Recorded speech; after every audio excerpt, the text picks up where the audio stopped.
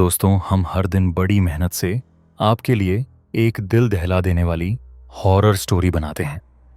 तो अगर आप हमारी यानी इंडियन राइटर चैनल की कहानियाँ एंजॉय कर रहे हैं, तो हमारे चैनल को सब्सक्राइब कीजिए और हमारी लेटेस्ट वीडियोस की नोटिफिकेशन के लिए बेल आइकॉन दबाना मत भूलना। दोस्तों, आज की कहानी एक सुनसान ढाबे की है। मुझे यकीन है आज की ये डरावनी कहानी सुनकर आपको डर का एहसास जरूर होगा। दोस्तों, आप हमें कमेंट कर जरूर बताएं कि आप ये कहानी कहां से देख रहे हैं। तो चलिए दोस्तों, समय बर्बाद ना करते हुए कहानी शुरू करते हैं।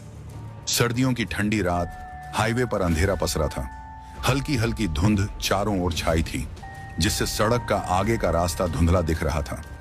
रोहन, एक अनुभवी ट्रक ड्राइवर, अपनी 22 व्हीलर ट्रक को हाईवे पर दौड़ा रहा था। वह पिछले 12 घंटे से गाड़ी चला रहा था और अब बुरी तरह से थक चुका था। उसे नींद आ रही थी, लेकिन माल समय पर पहुंचाना था। अचानक दूर एक टिमटिमाती रोशनी दिखी। एक ढाबा था जिसका नाम शेरू ढाबा लिखा हुआ था। इस वीराने में कुछ खाने और थोड़ी देर आराम करने का यही एकमात्र सहारा था। रोहन ने ट्रक साइड में लगाया और ढाबे की ओर बढ़ा। अंदर घुसते ही उसे अजीब सा एहसास हुआ, जैसे वहां सब कुछ समय से परे हो। एक बूढ़ा आदमी जिसका झुर्रियों भरा चेहरा और गहरी लाल आंखें थीं, काउंटर पर बैठा था। कुछ और लोग भी थे जो सिर झुकाए खा रहे थे, पर उनका हाव भाव असामान्य था। कोई किसी से बात नहीं कर रहा था, बस चुपचाप खाने में मग्न थे। रोहन ने मेन्यू देखा तो उसमें सिर्फ एक ही चीज थी, स्पेशल मटन करी। उसे कुछ अजीब लगा, लेकिन भूख जोर पकड़ चुकी थी। उसने ऑर्डर दिया और इंतजार करने लगा। अचानक उसकी नजर काउंटर के पास रखे एक पुराने रेडियो पर पड़ी, जिससे धीमी आवाज में समाचार बज रहा था। पिछले 1 साल में इस हाईवे पर कई ट्रक ड्राइवर लापता हो चुके हैं। कोई सुराग नहीं मिला। पुलिस इसे एक रहस्यमय मामला मान रही है। रोहन के रोंगटे खड़े हो गए। तभी बूढ़ा आदमी उसकी प्लेट लेकर आया।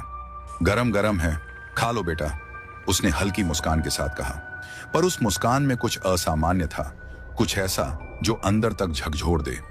रोहन ने कांपते हाथों से पहला निवाला लिया, लेकिन तभी उसे ऐसा लगा जैसे कोई उसे देख रहा हो। उसने इधर उधर नजर दौड़ाई, पर कोई नहीं था। फिर भी उसे महसूस हुआ कि वहां कुछ था, कोई अदृश्य ताकत जो हर हरकत पर नजर रखे हुए थी। तभी हवा में हलचल हुई, जैसे कोई साया तेजी से गुजरा हो। रोहन की सांसें तेज हो गईं। उसने आसपास देखा, लेकिन सब कुछ सामान्य था। वह दोबारा खाने की कोशिश कर ही रहा था कि तभी उसके पीछे से किसी ने फुसफुसाकर कहा, यहां से भाग जाओ वरना तुम भी। आवाज वहीं थम गई। रोहन का दिल जोरों से धड़कने लगा। उसने तुरंत पीछे मुड़कर देखा, लेकिन वहां कोई नहीं था। पर एक कुर्सी हिल रही थी, जैसे अभी अभी कोई उठा हो। उसकी नजर बाकी ग्राहकों पर पड़ी। वे वैसे ही सिर झुकाए खाना खा रहे थे, लेकिन उनके शरीर में कोई हरकत नहीं थी। न चम्मच की आवाज, न चबाने की, बस एक अजीब सन्नाटा। तभी बिजली चमकी और ढाबे की टिमटिमाती रोशनी कुछ पल के लिए तेज हुई। रोहन को जो दिखा, उससे उसकी आत्मा तक कांप उठी। टेबल पर बैठे लोग इंसान नहीं थे। उनकी आंखों में अंधेरा था, चेहरों पर कटी फटी खाल, और उनके शरीर से धुआं उठ रहा था, जैसे वे असल में कोई परछाइयां हों। उसका दिमाग सुन्न पड़ गया। उसने अपनी कुर्सी पीछे धकेली और खड़ा हो गया।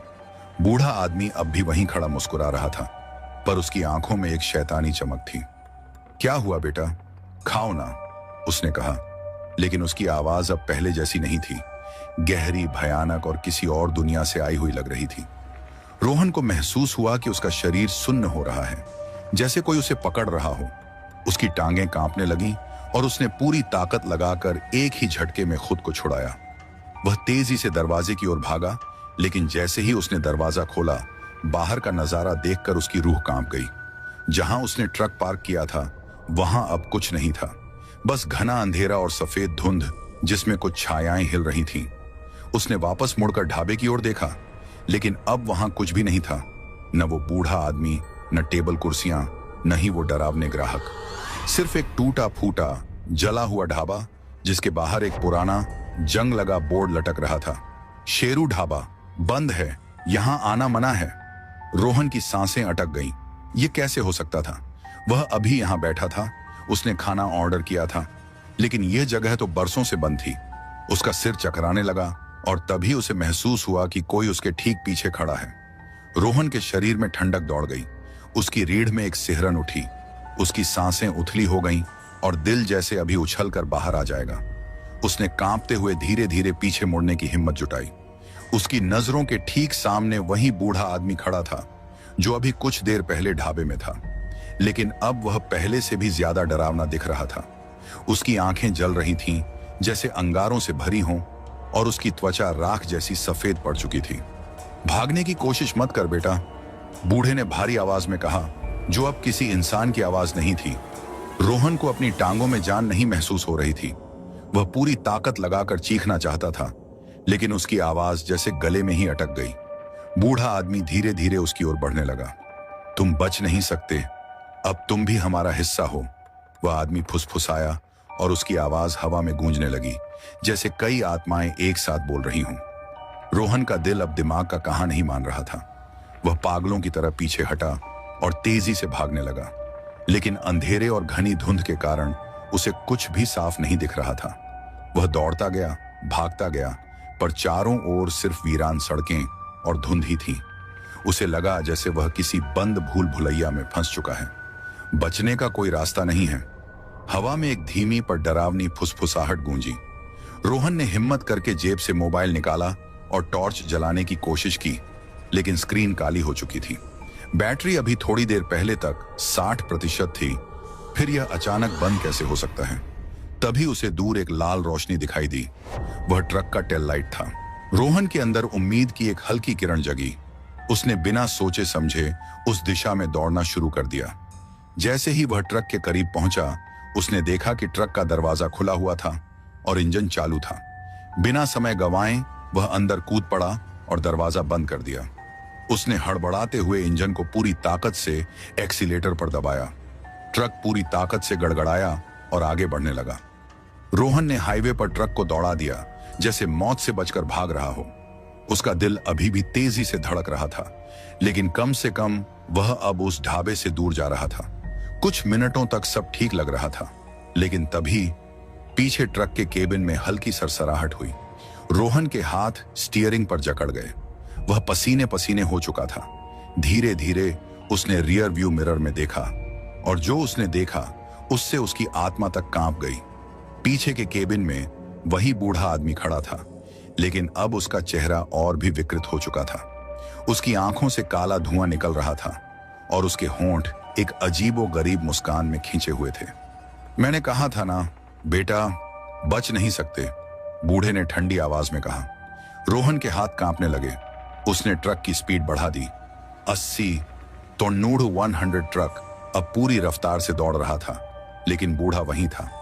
तू बच सकता है, लेकिन एक शर्त पर, बूढ़े ने कहा। रोहन ने कांपते हुए पूछा, क्या शर्त? बूढ़े की आंखें और ज्यादा लाल हो गईं। जो हमसे पहले भाग गए उन्हें वापस लाना होगा। रोहन के होश उड़ गए। नहीं, मैं ऐसा कुछ नहीं करूंगा। तो फिर यह ट्रक अब कभी नहीं रुकेगा, बूढ़े ने धीरे से कहा। और तभी रोहन ने देखा फ्यूल मीटर, जो अभी तक आधे से ज्यादा था, अचानक फुल हो गया। ट्रक की हेडलाइट्स और ज्यादा तेज चमकने लगी और स्पीड 120 के पार चली गई। लेकिन अब ब्रेक काम नहीं कर रहे थे। ये ट्रक अब तुम्हारी कब्र बन चुका है, बूढ़े ने ठाका लगाया और ट्रक की खिड़कियों पर किसी अदृश्य शक्ति ने खून से लिखा, अब तुम भी हमारे हो। रोहन ने पूरी ताकत से ब्रेक पर पैर मारा, लेकिन ट्रक की रफ्तार और बढ़ती जा रही थी। स्पीडोमीटर 140 तक पहुंच चुका था। हाईवे पर अब कोई गाड़ी नहीं थी, सिर्फ गहरी धुंध और अजीब सन्नाटा पसरा था। उसके दिमाग में एक ही सवाल गूंज रहा था, यह सब क्या हो रहा है? क्या मैं किसी श्राप में फंस गया हूं? बूढ़ा आदमी अब धीरे धीरे आगे बढ़ रहा था। उसकी आंखों से काला धुआं निकल रहा था और उसके होंठों पर एक शैतानी मुस्कान थी। अब तुम्हारा शरीर हमारा है बेटा, तुम्हारी आत्मा इस ढाबे में ही रहेगी, हमेशा के लिए। नहीं, रोहन चीखा और पूरी ताकत से ट्रक का स्टीयरिंग घुमा दिया। ट्रक सड़क से उतरकर एक वीरान रास्ते पर चला गया, जहां बस सूखे पेड़ और उखड़ी हुई सड़कें थीं।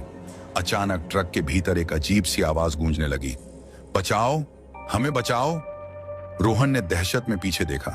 ट्रक की कैबिन के शीशों पर धुंधली आकृतियां उभरने लगी थीं। कुछ चेहरे झलक रहे थे, थके हुए, सूखे, गहरे काले गड्ढों वाली आंखों वाले, जैसे वे इंसान नहीं, किसी और ही दुनिया के प्राणी हों। ये कौन है? रोहन की आवाज कांप गई। बूढ़ा आदमी हंस पड़ा। ये वो हैं जो मुझसे पहले यहां आए थे।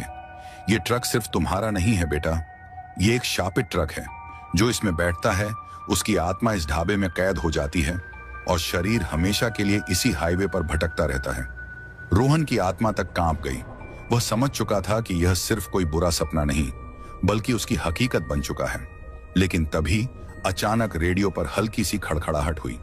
वह रेडियो जो बंद हो चुका था अब फिर से चालू हो गया था। अगर कोई भी इस ट्रक में फंस गया है तो सुनो, इस श्राप से बचने का सिर्फ एक ही तरीका है।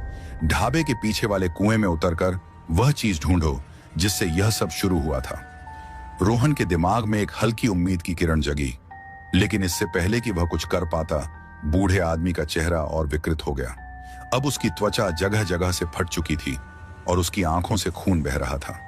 कहीं नहीं जाओगे, वह गर्जा और ट्रक की खिड़कियां एक झटके में टूट गईं। अचानक ट्रक में मौजूद सारी आत्माएं एक साथ रोहन की ओर बढ़ने लगी। उनकी काली धुएं जैसी उंगलियां उसकी गर्दन तक पहुंचने लगी। रोहन को अब सिर्फ एक ही मौका दिख रहा था। उसने अपनी पूरी ताकत से ट्रक के दरवाजे को धक्का दिया और खुद को बाहर फेंक दिया। वह जमीन पर जोर से गिरा, लुढ़कता हुआ दूर जा पहुंचा। ट्रक अब भी अपनी भयानक रफ्तार से आगे बढ़ रहा था, लेकिन कुछ ही सेकंड बाद अचानक एक जोरदार धमाका हुआ। ट्रक हवा में उछला और धधकती आग की लपटों में घिर गया। रोहन हक्का बक्का देखता रह गया, लेकिन उसे ज्यादा समय नहीं मिला सोचने का। पीछे से कोई बहुत तेजी से उसकी ओर दौड़ रहा था। वह बूढ़ा आदमी था, लेकिन अब पूरी तरह राक्षसी रूप में बदल चुका था। उसकी हड्डियां बाहर झांक रही थीं, उसकी उंगलियां लंबे पंजों में बदल चुकी थीं और उसकी आंखों से अंगारे बरस रहे थे। तू बच नहीं सकता, वह गुर्राया और छलांग लगाई। रोहन ने झट से उठकर दौड़ लगा दी। उसकी टांगें कांप रही थीं, सांसें तेज हो रही थीं, लेकिन उसे बस भागना था। उसके सामने अब एक ही रास्ता था, ढाबे के पीछे वाला कुआं। लेकिन वह वहां तक पहुंच पाएगा या नहीं? रोहन लड़खड़ाते हुए अंधेरे में भाग रहा था। हर तरफ घना कोहरा था और पीछे से बूढ़े की डरावनी चीखें गूंज रही थीं। वह जानता था कि अगर एक बार वह उसके हाथ लग गया तो उसकी आत्मा भी उन भटकती हुई आत्माओं की तरह इस श्रापित जगह में फंस जाएगी। उसकी नजर ढाबे के पीछे फैले सुनसान इलाके पर पड़ी। वहां दूर एक पुराना कुआं दिखाई दे रहा था, जो टूटी हुई ईंटों और सूखी बेलों से ढका था। उसे रेडियो पर सुनी हुई बात याद आई, ढाबे के पीछे वाले कुएं में उतरकर वह चीज ढूंढो जिससे यह सब शुरू हुआ था। रोहन को नहीं पता था कि कुएं में क्या है, लेकिन उसके पास अब और कोई रास्ता नहीं था। वह तेजी से दौड़ा और कुएं के पास पहुंच गया। वहां खड़े होकर उसने नीचे झांका। अंदर घना अंधेरा था, जैसे कोई गहरी खाई हो। हवा में अजीब सी सड़ान थी, जैसे वहां कुछ सड़ रहा हो। बचने की कोशिश मत कर, बूढ़े की भयानक आवाज उसके ठीक पीछे आई। रोहन ने तेजी से मुड़कर देखा। बूढ़ा अब पूरी तरह राक्षसी शक्ल ले चुका था। उसका जबड़ा खुला हुआ था, नुकीले दांतों से भरा, और उसकी आंखों से गाढ़ा काला धुआं निकल रहा था। उसके लंबे नुकीले पंजे हवा में लहराए और वह पूरी ताकत से रोहन की तरफ झपटा। रोहन के पास एक ही मौका था। उसने बिना सोचे समझे कुएं में छलांग लगा दी। जैसे ही वह अंदर गिरा, उसे लगा कि वह किसी गहरी सुरंग में समा रहा है। चारों ओर सन्नाटा था, बस हवा की सीटी बजती हुई सुनाई दे रही थी। कुछ सेकंड बाद वह धड़ाम से गीली जमीन पर आ गिरा।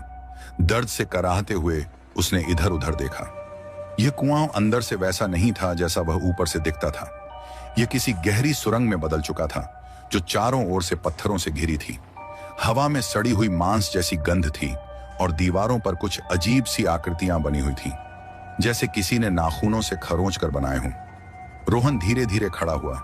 उसे यहां वह चीज ढूंढनी थी जिससे यह श्राप शुरू हुआ था, लेकिन वह थी क्या? तभी उसे एक हल्की चमक दिखाई दी। सामने एक पुराने तांबे के बक्से में हल्की रोशनी झिलमिला रही थी। वह धीरे धीरे उस बक्से के करीब गया। जैसे ही उसने उसे छूने की कोशिश की, हवा में एक भयानक चीख गूंज उठी।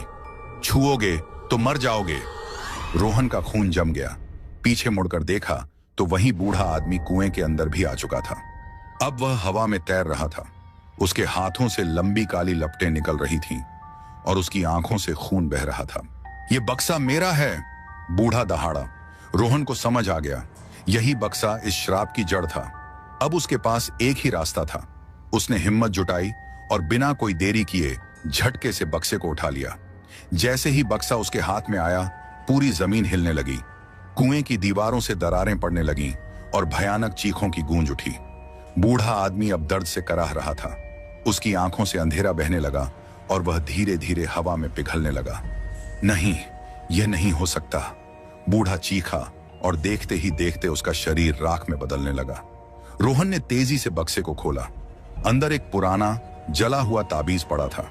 जैसे ही उसने उसे हाथ में लिया, उसके दिमाग में बिजली जैसी झंझनाहट हुई और अचानक उसे सब कुछ दिखने लगा। बरसों पहले इस ढाबे का मालिक एक लालची आदमी था। वह ट्रक ड्राइवरों को अपने ढाबे में बुलाकर उनका कत्ल करता था और उनके पैसे और सामान लूट लिया करता था। लेकिन एक दिन एक संत ने उसे श्राप दिया कि वह और उसका ढाबा दोनों ही नरक में सड़ेंगे और जो भी इस ढाबे में आएगा वह इसकी भूतिया दुनिया में फंस जाएगा। वह मालिक यही बूढ़ा आदमी था जिसने खुद को बचाने के लिए एक ताबीज का सहारा लिया था, लेकिन वह ताबीज अब बर्बाद हो चुका था। रोहन को सब समझ आ गया।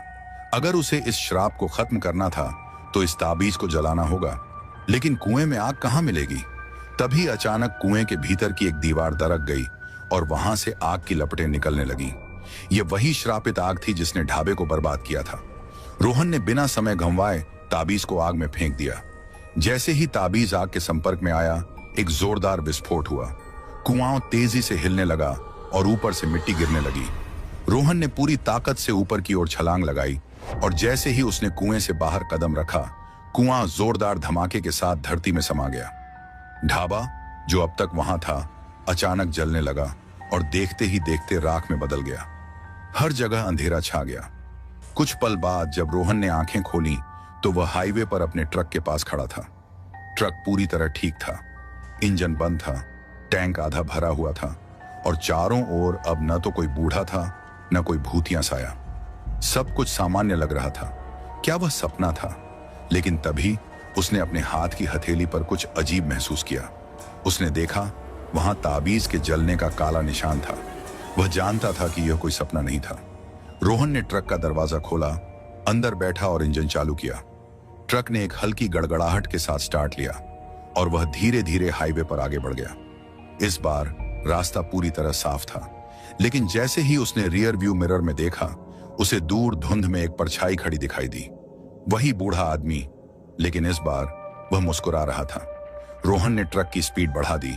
अब वह इस जगह से जितनी जल्दी हो सके निकल जाना चाहता था, लेकिन उसके दिमाग में अभी भी वही घटनाएं घूम रही थीं। क्या वह सच में इस भूतिया दुनिया से बच निकला था?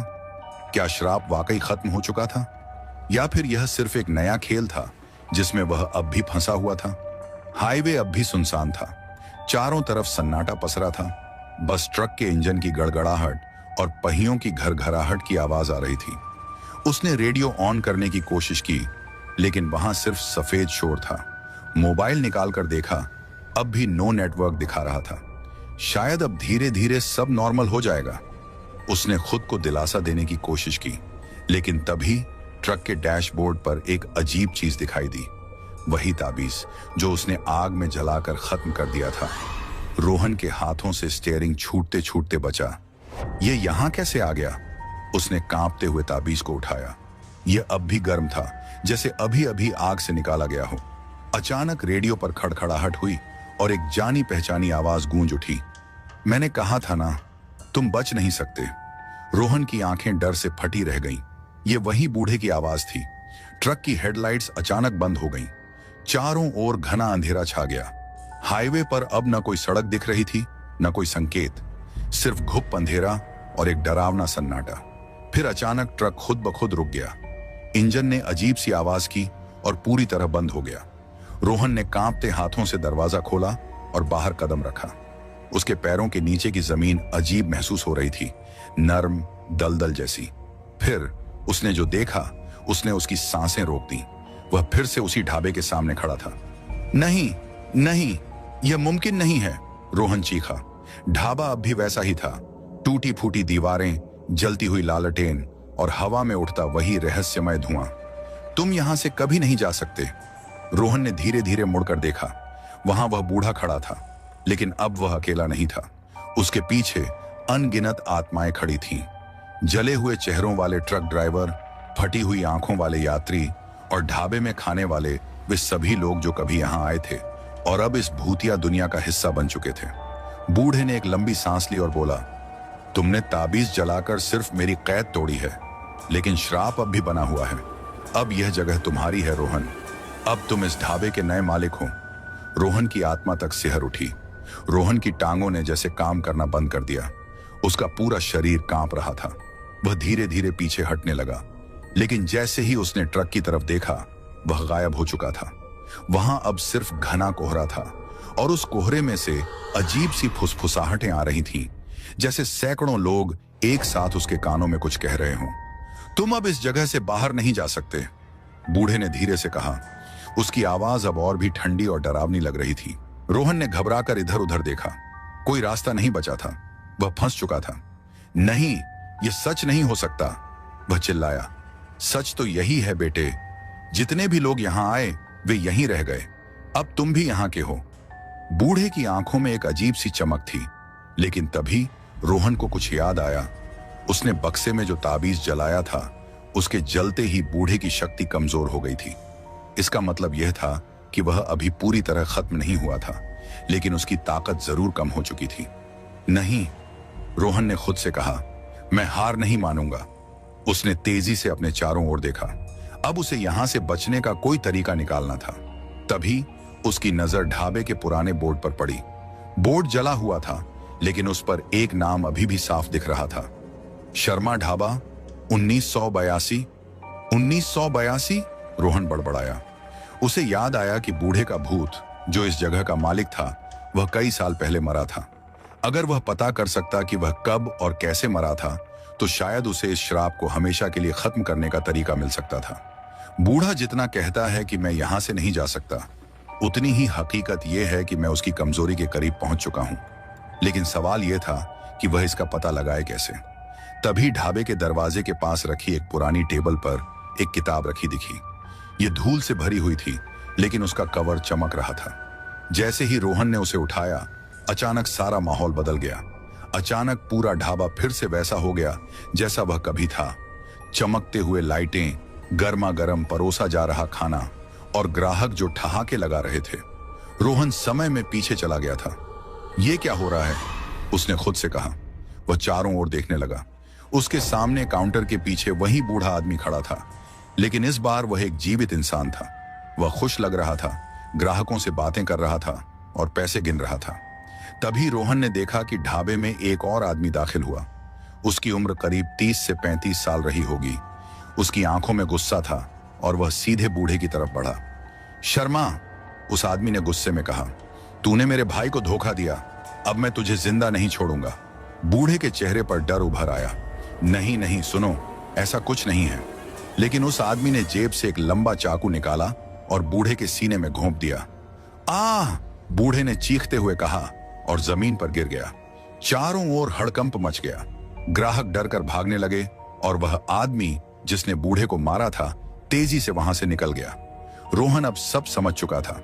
यह बूढ़ा इस जगह का मालिक था, जिसे किसी ने धोखा देकर मार दिया था। उसकी आत्मा यहीं अटकी रह गई और उसने इस जगह को श्रापित कर दिया। अब इस श्राप को खत्म करने के लिए उसे उस आदमी को ढूंढना होगा जिसने उसे मारा था। लेकिन रोहन यह सब कैसे करेगा?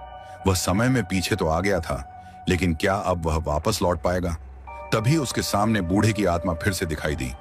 अब तो तुमने सब देख लिया बेटे, उसने डरावनी हंसी हंसते हुए कहा। अब तुम कभी यहां से नहीं जा सकते। रोहन ने तेजी से उस किताब को पलटा जिसे उसने टेबल से उठाया था। उसमें कुछ अजीब मंत्र लिखे थे। शायद यह वही किताब थी जिससे इस श्राप को हटाया जा सकता था। रोहन के हाथ कांप रहे थे, लेकिन उसने हिम्मत जुटाकर किताब के पन्ने पलटने शुरू किए। उसकी उंगलियों पर धूल जम गई थी और किताब के पुराने पन्ने एक अजीब सी गर्माहट छोड़ रहे थे, जैसे वे खुद अपनी कोई कहानी कह रहे हों। उसने जल्दी से मंत्र पढ़ने की कोशिश की, लेकिन हर शब्द मुश्किल था। पन्नों पर अजीबोगरीब भाषा में कुछ लिखा था, जिसे समझना नामुमकिन लग रहा था। लेकिन तभी किताब के आखिरी पन्ने पर उसे एक जाना पहचाना नाम दिखा, राजेश सिंह। राजेश सिंह, रोहन बुदबुदाया। यह वही आदमी था जिसने बूढ़े को मारा था। अब रोहन को उस आदमी को ढूंढना था, लेकिन सवाल यह था कि वह उसे कहां ढूंढे। तभी जैसे ही उसने किताब को जोर से पकड़ा, एक तेज रोशनी फैली और रोहन वापस वर्तमान में आ गया। वह फिर से उसी जलते हुए ढाबे के सामने खड़ा था। ट्रक अब भी गायब था और सामने वही भूतिया परछाइयां हिल रही थीं। लेकिन इस बार उसे मालूम था कि उसे क्या करना है।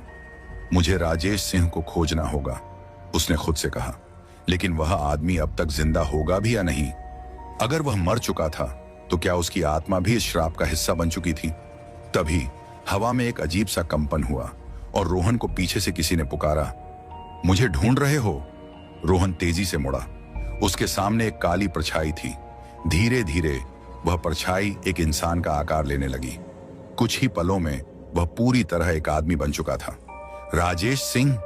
लेकिन यह वैसा नहीं था जैसा रोहन ने सोचा था। राजेश सिंह अब भी उसी उम्र में था जिसमें उसने बूढ़े को मारा था। जैसे वह कभी मरा ही नहीं था, बल्कि समय के उस एक पल में ही फंसा रह गया था। तुम अब तक जिंदा कैसे हो? रोहन ने हैरानी से पूछा। राजेश सिंह मुस्कुराया। मैं जिंदा नहीं हूं दोस्त, मैं भी इस जगह में कैद हूं, ठीक वैसे ही जैसे तुम अब फंस चुके हो। रोहन का गला सूख गया। मतलब यह कि इस श्राप से बचने का सिर्फ एक ही तरीका है। क्या? रोहन ने घबराते हुए पूछा। तुम्हें वही करना होगा जो मैंने किया था। मतलब? राजेश सिंह का चेहरा अब सख्त हो चुका था। जिस तरह मैंने बूढ़े शर्मा को मारा था, तुम्हें अब इस जगह के नए मालिक को मारना होगा, और वह हो तुम। रोहन के पैरों तले जमीन खिसक गई। नहीं, ये बकवास है। यही नियम है। कोई एक हमेशा इस ढाबे का मालिक रहेगा। तुमने ताबीज जलाकर बूढ़े को खत्म कर दिया, लेकिन अब इस श्राप का भार तुम्हारे ऊपर आ गया है। अगर तुम इस जगह से बाहर निकलना चाहते हो तो तुम्हें अपने लिए कोई नया उत्तराधिकारी ढूंढना होगा। रोहन के शरीर में ठंडी लहर दौड़ गई। मतलब अगर मुझे बचना है तो किसी और को इस श्राप का शिकार बनाना होगा? बिल्कुल। और अगर तुम ऐसा नहीं कर सकते तो तुम हमेशा के लिए यहां फंस जाओगे। रोहन के दिमाग में हजारों विचार घूमने लगे। क्या वह किसी और को इस श्राप में फंसने देगा, सिर्फ अपनी जान बचाने के लिए? या फिर कोई और तरीका था इस चक्र को हमेशा के लिए तोड़ने का? तभी हवा में एक अजीब सी गूंज हुई। समय कम है रोहन। ढाबे की दीवारें अब दरकने लगी थीं। जमीन पर दरारें पड़ रही थीं और एक के बाद एक भूतिया परछाइयां अंधेरे में समा रही थीं। रोहन के दिल की धड़कनें तेज हो गईं। चारों ओर की भूतिया परछाइयां एक एक करके गायब हो रही थीं। लेकिन राजेश सिंह अब भी वहीं खड़ा था। उसकी आंखों में एक अजीब चमक थी। समय कम है रोहन। अगर तुमने फैसला नहीं लिया तो यह श्राप तुम्हें पूरी तरह निगल जाएगा। रोहन को महसूस हो रहा था कि जमीन उसके पैरों के नीचे खिंचती जा रही है, जैसे वह किसी गहरे अंधेरे में डूबता जा रहा हो। ढाबे की टूटी फूटी दीवारें अब स्याह धुएं में बदलने लगी थीं। यह जगह खुद को निगल रही थी। नहीं, मैं यहां से बाहर निकलूंगा, रोहन ने जोर से चिल्लाया। तो तुम्हें एक और इंसान की बलि देनी होगी, राजेश सिंह ने कहा। उसकी आवाज अब और भी कठोर हो गई थी। मैं किसी और को इस नरक में नहीं डाल सकता, रोहन ने पीछे हटते हुए कहा। राजेश सिंह ने एक गहरी सांस ली और उसके चेहरे पर एक अजीब मुस्कान आ गई। यही मैंने भी सोचा था, लेकिन इस जगह के नियम अलग हैं रोहन। अगर तुम किसी और को नहीं चुनोगे तो यह जगह तुम्हें अपना हिस्सा बना लेगी, और अगर तुम भागने की कोशिश करोगे तो यह श्राप तुम्हारे साथ चलेगा। रोहन का शरीर पसीने से भीग चुका था। उसने अपनी जेब में हाथ डाला और अचानक उसे वहां एक चीज महसूस हुई। वही ताबीज जो उसने जलाया था। यह अभी तक मेरे पास कैसे है? लेकिन उसके पास सोचने का समय नहीं था। जमीन अब पूरी तरह खिंच चुकी थी और वह हवा में झूल रहा था, जैसे किसी अदृश्य शक्ति ने उसे पकड़ रखा हो। राजेश सिंह अब भी खड़ा था, लेकिन अब उसकी आंखें पूरी तरह सफेद हो चुकी थी। अब फैसला करो रोहन, या तो किसी को ढूंढो या फिर हमेशा के लिए इस श्राप का हिस्सा बन जाओ। रोहन का दिमाग तेजी से दौड़ने लगा। क्या सच में इस श्राप से बचने का कोई और तरीका नहीं था? फिर अचानक उसे वही किताब याद आई जो उसने समय में पीछे जाने पर देखी थी। उसमें लिखे मंत्र शायद इस श्राप को पूरी तरह से खत्म कर सकते थे। अगर मुझे वो मंत्र मिल जाए तो शायद मैं इस चक्र को तोड़ सकता हूं। लेकिन सवाल था, क्या उसके पास इतना समय था? तभी हवा में फिर से वही भयानक गूंज उठी। अब बहुत देर हो चुकी है रोहन, और अंधेरा उसे अपने अंदर खींचने लगा। रोहन ने खुद को संभालने की कोशिश की, लेकिन उसकी टांगें अब हवा में झूल रही थीं। नीचे सिर्फ अंधकार था, एक ऐसा गहरा अंधेरा जो उसे अपनी ओर खींच रहा था। उसके चारों ओर हवा का दबाव बढ़ता जा रहा था, जैसे वह किसी अदृश्य शक्ति से जकड़ा जा चुका हो। राजेश सिंह की सफेद आंखें अब सीधे रोहन की आत्मा में झांक रही थीं। समय खत्म हो रहा है रोहन। रोहन को अचानक एहसास हुआ कि उसके पास सिर्फ दो ही रास्ते हैं, या तो वह किसी और को इस श्राप का शिकार बनाए या फिर हमेशा के लिए इस अंधेरे का हिस्सा बन जाए। लेकिन फिर एक तीसरा रास्ता उसके दिमाग में बिजली की तरह कौंधा। अगर उसने इस श्राप को खत्म करने का तरीका ढूंढ लिया तो शायद वह और किसी को इस नरक में फंसाने से बच सकता था। उसने पूरी ताकत लगाकर अपने शरीर को हिलाने की कोशिश की। उसकी जेब में अभी भी वही ताबीज था जो उसने जलाया था, लेकिन अगर यह जल चुका था तो अब तक वापस कैसे आ गया? क्या यह किसी तरह से उसकी आखिरी उम्मीद हो सकता था? अगर यह वापस आया है तो इसका कोई मतलब जरूर होगा। उसने तेजी से ताबीज को कसकर पकड़ लिया। अचानक ताबीज से एक गर्म रोशनी निकली और रोहन को महसूस हुआ कि उसके शरीर पर उस अदृश्य शक्ति की पकड़ ढीली पड़ रही थी। राजेश सिंह पीछे हटने लगा। यह कैसे हो सकता है? उसने गुस्से से कहा। रोहन अब समझ चुका था कि ताबीज ही इस श्राप की जड़ था। जिस दिन बूढ़े शर्मा को मारा गया था उस दिन यह ताबीज भी इसी जगह गिरा था। शायद इसी में उस श्राप की पूरी शक्ति समाई हुई थी। अगर वह इस ताबीज को पूरी तरह नष्ट कर देता तो क्या यह श्राप खत्म हो सकता था? लेकिन समस्या यह थी कि ताबीज को नष्ट करने के लिए उसे उस मंत्र की जरूरत थी जो उसने उस किताब में देखा था। मैं उस मंत्र को कैसे पाऊं? उसने खुद से कहा। तभी उसके कानों में कोई हल्की सी फुसफुसाहट आई। ढाबे के पिछले कमरे में देखो। यह आवाज किसी जानी पहचानी लग रही थी। रोहन ने जैसे ही नीचे देखा उसे महसूस हुआ कि अब वह फिर से जमीन पर खड़ा था। अंधेरा धीरे धीरे छूटने लगा था, लेकिन यह ज्यादा देर तक नहीं रहने वाला था। अगर उसने जल्द ही मंत्र नहीं पढ़ा तो यह श्राप उसे फिर से अपनी जकड़ में ले सकता था। उसने तेजी से ढाबे के अंदर दौड़ लगा दी। अब वहां कोई भूतिया परछाई नहीं थी, कोई अजीब आवाज नहीं थी, बस एक अजीब सा सन्नाटा था, जैसे पूरी जगह इंतजार कर रही हो कि रोहन क्या करेगा। वह सीधे ढाबे के पिछले कमरे में पहुंचा। यह कमरा अब तक उसने नहीं देखा था। अंदर चारों ओर धूल जमी थी और कोनों में मकड़ियों के जाले थे, लेकिन वहां एक पुरानी अलमारी रखी थी। उसने कांपते हाथों से अलमारी का दरवाजा खोला। वही किताब वहां रखी थी, लेकिन जैसे ही उसने उसे उठाया अचानक पूरा कमरा जोर से हिलने लगा। ऐसा लग रहा था जैसे पूरी जगह भूकंप की चपेट में आ गई हो। जल्दी करो रोहन! वह तेजी से किताब के पन्ने पलटने लगा। उसे वो पन्ना ढूंढना था जहां वह मंत्र लिखा था, और फिर उसने उसे देख लिया। श्राप मुक्ति मंत्र। रोहन ने बिना समय गंवाए जोर से मंत्र पढ़ना शुरू किया। ओम भूतनाशाय विद्यमहे। जैसे ही उसने पहला मंत्र पढ़ा हवा में एक भयानक चीख गूंज उठी। नहीं, तुम यह नहीं कर सकते। यह राजेश सिंह की आवाज थी, लेकिन जब रोहन ने उसकी ओर देखा तो वह अब भी सफेद आंखों के साथ खड़ा था, लेकिन उसके शरीर में अजीब बदलाव हो रहे थे। जैसे जैसे मंत्र आगे बढ़ता गया राजेश की आकृति धुंधली होने लगी। यह खत्म नहीं हो सकता, यह श्राप कभी नहीं टूट सकता, राजेश चीखा। लेकिन रोहन ने मंत्र पढ़ना जारी रखा। असतो मां सद्गमय तमसो मां ज्योतिर्गमय। पूरे ढाबे में भूकंप सा महसूस होने लगा। जमीन फटने लगी, दीवारें गिरने लगीं और हवा में सैकड़ों आत्माओं की चीखें गूंज उठीं। रोहन का सिर घूमने लगा, लेकिन उसने हिम्मत नहीं हारी। मृत्युर्मा अमृतम गमय। जैसे ही उसने आखिरी मंत्र पढ़ा ताबीज अचानक जलने लगा। एक तेज रोशनी फैली और फिर सब कुछ शांत हो गया। रोहन ने धीरे धीरे अपनी आंखें खोली। वह अब भी ढाबे के अंदर खड़ा था, लेकिन कुछ बदला हुआ था। चारों ओर अब अंधेरा नहीं था। वह भूतिया धुआं अब गायब हो चुका था और राजेश सिंह वह भी कहीं नहीं था। क्या मैं जीत गया? वह धीरे धीरे बाहर निकला। हाईवे अब पहले जैसा लग रहा था। ट्रक वहीं खड़ा था, इंजन चालू था, जैसे कुछ हुआ ही ना हो। रोहन को यकीन नहीं हो रहा था। उसने धीरे धीरे ट्रक के दरवाजे को खोला और अंदर बैठ गया, लेकिन तभी उसकी नजर डैशबोर्ड पर पड़ी। ताबीज अब वहां नहीं था। रोहन ने राहत की सांस ली। शायद अब यह सब खत्म हो चुका है।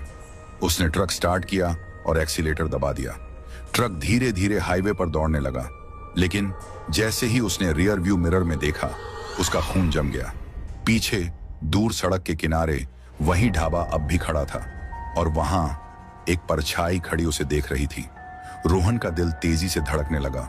उसने दोबारा रियर व्यू मिरर में देखा। वह परछाई अब भी वहां खड़ी थी, बिल्कुल स्थिर, लेकिन उसकी सफेद चमकती आंखें सीधा रोहन को घूर रही थीं। नहीं, ये मेरा वहम होगा, उसने खुद को समझाने की कोशिश की और ट्रक की स्पीड बढ़ा दी। लेकिन तभी ट्रक के अंदर कुछ खड़खड़ाने की आवाज आई। उसकी रूह कांप गई। पीछे सीट पर कोई था। रोहन ने कांपते हुए शीशे में देखा। एक जोड़ी सफेद चमकती आंखें उसे ट्रक के अंदर से घूर रही थीं। उसका दिमाग सुन्न हो गया। गले से आवाज तक नहीं निकली। तुमने सोचा कि श्राप खत्म हो गया? उस अजनबी की आवाज बर्फ की तरह ठंडी थी। रोहन ने अचानक ट्रक रोक दिया और झटके से पीछे मुड़ा, लेकिन पीछे कोई नहीं था। सीट खाली थी, परछाई गायब हो चुकी थी। उसकी सांसें उखड़ने लगी, हाथ कांप रहे थे। ये सब मेरा वहम है, वह खुद से बुदबुदाया और फिर से ट्रक स्टार्ट किया। लेकिन जैसे ही उसने गियर डाला, उसका सिर चकरा गया। ट्रक अब भी ढाबे के सामने खड़ा था। नहीं, मैं तो यहां से निकल चुका था। उसका बदन ठंडा पड़ने लगा। उसने तेजी से दरवाजा खोला और नीचे कूद पड़ा। चारों ओर घना अंधेरा था, लेकिन अब सड़क पर कुछ अलग था। खून की ताजा बूंदें बिखरी हुई थीं, जो ढाबे के अंदर जा रही थीं।